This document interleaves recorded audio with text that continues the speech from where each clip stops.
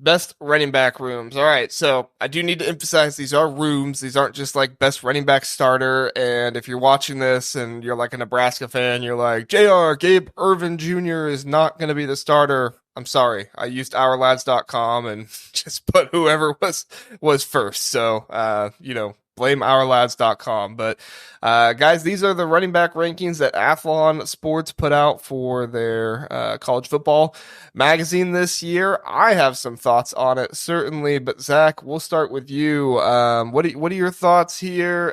Does Athlon have anybody too high in your estimation, and they need to be lower? I mean, anytime Iowa is in the top half of anything offensive, that feels wrong. Just feels wrong.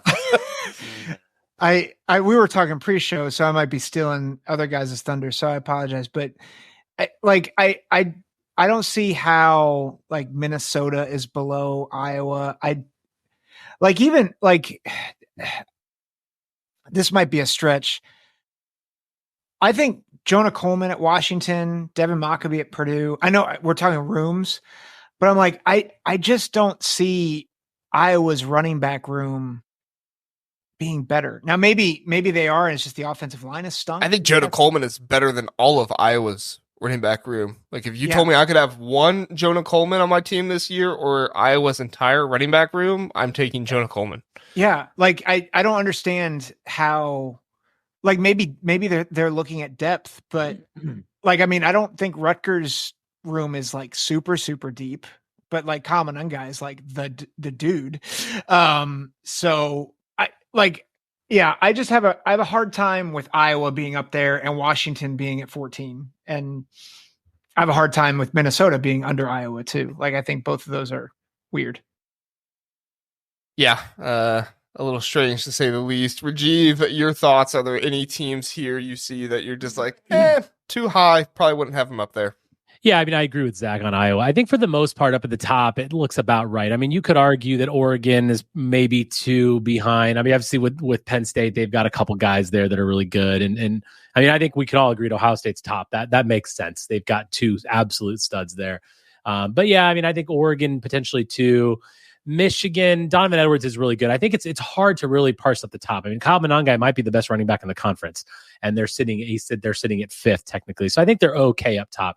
SC and Iowa are the teams that I would say need to go lower. What do you marks? Like, I think the thing is with SC, like, first of all, I think they're going to be throwing the ball a lot because they're going to be down a lot because their defense is no good. So I don't think they're really going to be a running team.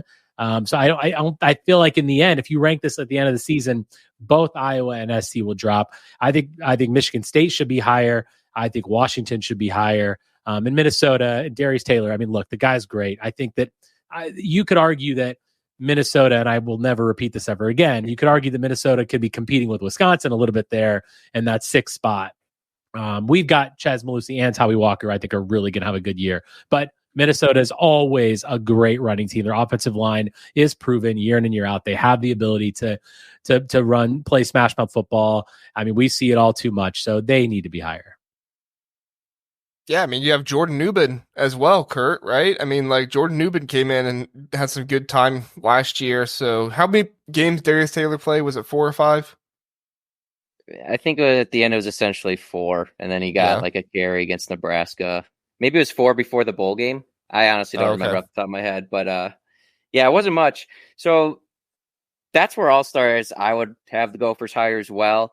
The thing with having Iowa right ahead of Minnesota, it doesn't make any sense. I mean, Darius Taylor, I think top end talent beats out anyone on Iowa's roster. I don't think that's me being biased, but then we also added like 4 running backs in the portal season. So Newman's going to be like running back 4 or 5, and he ran for 200 plus yards against Michigan State. I know Michigan State wasn't a great team last year, but the depth is there for Minnesota too. So I'm not exactly sure what all went into this list because, you know, I mean, if you want to make the argument, Iowa couldn't throw the ball, so then that's why they struggled running. I mean, Minnesota wasn't far behind them. We couldn't throw the football either, and we were still able to run the football. So, yeah, that would be my biggest gripe. And again, I agree. USC is going to be throwing the ball, so it's kind of a tough running back room to judge. Maybe they're going to be catching the ball a lot. I don't know a ton about their depth there at the running back position, but completely agree. I would have Washington way up. And Fagan, he's done damage to the Gophers in multiple games, so I would have him maybe a little bit higher as well. But that might just be a recency bias as a Gopher fan, seeing him run on us. So yeah. Can I? Let me do one comment really fast. Yeah. LFG. I meant to do Brian Myers here. The list is missing Judkins in my copy of Athlon Magazine. They've got Henderson and Judkins as first-team offense. Yeah, I apologize. It's not supposed to be directly from the magazine. Like I said, I just went to Our Lads and found whoever they have as projected starter and put that name there. So, unfortunately, don't have the room for two names there, so I couldn't do like 1 and 2 or something like that. But yes, thank you for mentioning that, Brian. I did want to put that up as well. Go ahead, Zach. This might be a controversial statement. I think excellent. Yeah, I think Please continue. Potential of Penn State's running back room it could be on par with Ohio State. I think if they play like they did this past year, I don't think they're the second best room. Like, I think they really struggled this past year. Like, Singleton was more lethargic. I think he put on weight. Katron Allen, I think he played better as the year went on. But they have something to prove this year. So right now, I would not have, like, I think name recognition, they're number 2. But I probably would have them, I don't know, maybe 5th or 6th. Like, I think they have a lot to prove this year.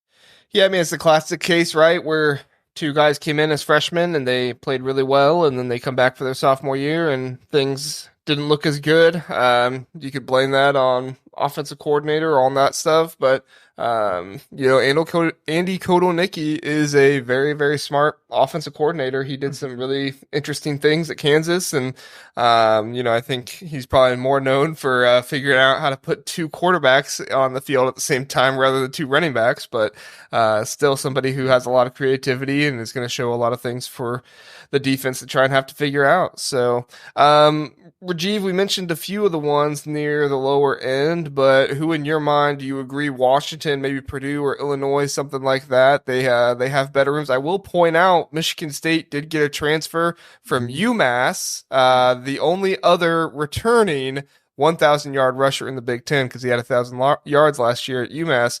Do you think anybody near the bottom should be higher, Rajeev? Yeah. I mentioned Michigan State earlier. I think, with what's his name, Lynch Adams, K-Tron Lynch Adams. K-Ron Lynch Adams. K-Ron. I also got to give credit to Devin Mockabee. He is a really good back. I mean, I think Mockabee Purdue always has these scary skill position players. I mean, obviously they lost their top wide receiver this past offseason, but I feel like they've always got really good guys. They recruit well there. They always have. And Mockabee is one of those guys that he's going to scare a lot of people. Purdue I don't think they're going to win a lot of games. Their schedule's brutal, but they are going to put the fear in people. And Mockabee's one of those game-changing guys. He's got game-changing speed. He's got really good cutting ability. And I feel like when you look at the rooms in general and how who's going to run the best, maybe you argue Purdue's where they should be. But when I'm looking at pure running backs, Mockabee is definitely a guy that I would put higher on the list.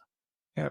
And they got Reggie Mockabee Love. Has I was gonna say Reggie Love behind him as well, who he did okay for himself at Illinois last year. So I mean, yeah, it's not a Henderson and Judkins 1-2 punch, but I still think it deserves being a little bit higher than 15th in my mind. Curt, you mentioned a few there at the bottom. Anybody else you want to mention that's lower, maybe should be higher in your mind, or maybe anybody at the top that is a little too low? Donovan Edwards at Michigan. They do have the star Jordan Marshall coming in, the freshman. Any thoughts there? Yeah, I'll pick on Nebraska since they need some airtime on this show. I think you could even move them down a little bit just because Gabe Ervin, if he's going to lead that room, can he hold on to the football? He had fumbling issues himself last year. So could anybody hold on to the football for Nebraska? Yeah, that's true. That's what that's maybe the larger point there. So I would just, we talked about Mockabee and Coleman. That's just a name that I would maybe bump down a few spots for those guys there. So shout out Nebraska. I love it. I asked, are there any teams that are too low and need to go up a little more? And you said Nebraska is too high. Move them down. Yeah. I love that. All right. Any final thoughts on these rankings before we get out of here, guys? I'm very curious just how things work out. Like, I mean, I was talking about Penn State earlier, but it'll be interesting to see, especially with the Pac-12 teams coming over, how do their running games adjust to a conference that by and large probably is more defensively savvy. Like, I think the Pac-12 defensively was pretty good last year. So I don't know how much of a difference it's going to be, but like, I think everybody plays. I think the league's defense in general is better than in the Pac-12. And so I'm curious to see how Oregon and USC, Washington, UCLA, how they do in their running games and see how that impacts things. Casual Big Ten Kent is saying rank the guests tonight, JR. I'll put together a graphic for next week. I might forget to unveil it though. We'll see. That should be a new bit. Rank the guests from last week. That would be really funny. The weeks when it's like just me and Zack, I just put Zack last. There we go.